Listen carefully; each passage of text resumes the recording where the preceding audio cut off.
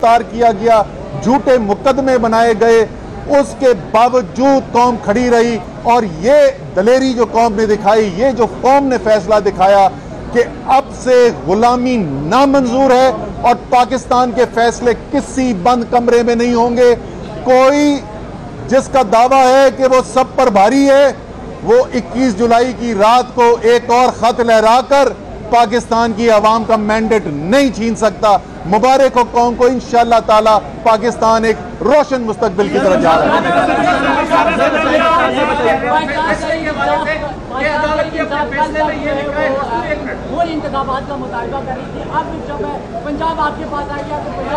हम आज भी समझते हैं कि मुल्क का मुस्तकिल हल जो है वो शफाफ इंतखाबात हैं। इंशाअल्लाह परवेज़ इलाही साहब ओथ लेंगे, वज़ीर आला मुंतखब होंगे और उन्होंने अपने इख्तियारात इमरान खान साहब को सौंपे हैं और उन्होंने कहा है कि मैं उनकी मशावरत से चलूँगा।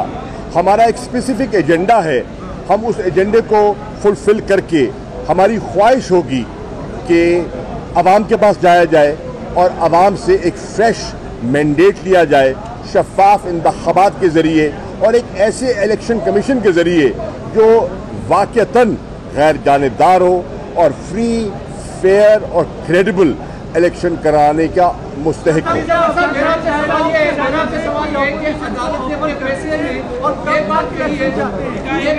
ऑपोजिशन से देखिए, ऑपोजिशन नहीं, अभी तो हुकूमत है मरकज़ में, तो मैं अब ये कहूँगा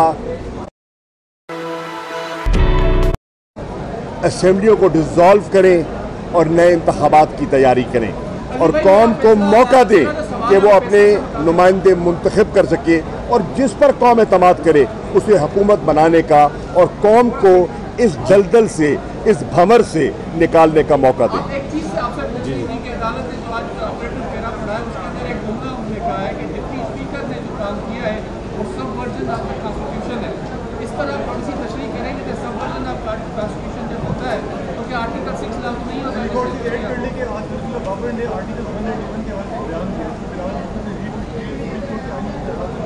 जी वो अलग है, ये अलग सवाल है।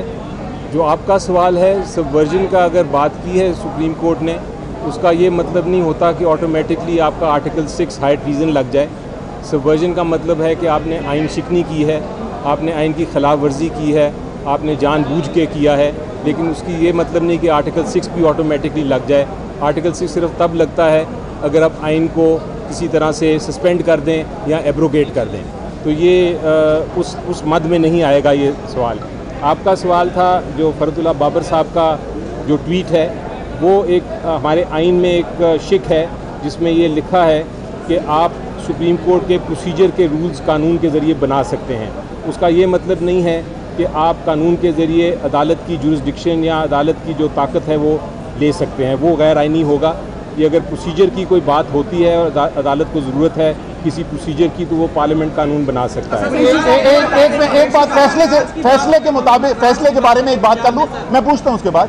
फैसले के बारे में मैं एक चीज़ कह दूँ, बड़ा 48 घंटे से तूफान खड़ा किया हुआ है कि खुसूसी बेंच बनाए जा रहे हैं और ये बेंच जो है हमें काबिल कबूल नहीं है।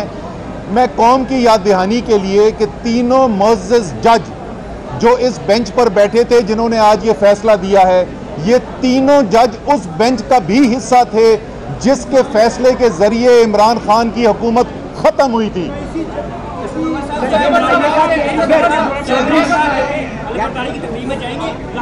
नहीं, अभी तो 11:30 बजे पहुंचना है, तो अभी चौधरी शुजात बतौर पार्टी है, अगर sir last question, Chaudhry Shujaat बतौर पार्टी है, अगर इलेक्शन कमीशन को ये लिख दे रेफरेंस दायर करने का 10 मेंबरान जो सूबाई असम्बली के हैं, तो उस सूरत में वो 10 नाअहल इस फैसले के बाद, देखिए, इस फैसले के बाद उसकी गुंजाइश ही नहीं बनती, उसकी कोई गुंजाइश ही नहीं रहती। आज अदालत ने फैसला कर दिया जो उनका इक़दाम था वो दुरुस्त था और जो डिप्टी स्पीकर ने उनके वोट रिजेक्ट किए थे वो गलत किए थे। आज फैसला आ गया, बाजी हो गया।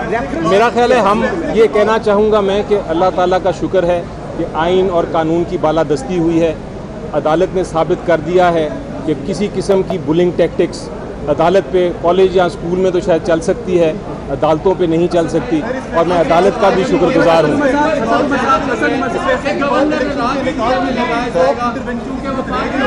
सर, ये आज जो फैसला आया है वो बिल्कुल दो टोक फैसला है, और अगर किसी ने ये बेवकूफ़ी की कि गवर्नर राज लगाने की कोशिश की, वो घंटों भी नहीं चलेगा, मुंह की खाएगा। सर, नून लीग के कारकुनान जो है वो हमजा शहबाज से इज़हार यकजहती के लिए प्रेस क्लब के बाहर पहुंचे थे, फैसला उनके हक में नहीं है, उसके बारे में क्या कहेंगे? लाहौर लिबर्टी चौक में भी यकजहती के लिए पहुंचे थे। इस वक्त जब उनकी वजारत आला उनसे छीन ली गई है, वाकई उनके कारकुनों को उनसे इज़हार यकजहती भी करना चाहिए, अफसोस का इजहार भी करना चाहिए। थैंक यू जी, थैंक यू।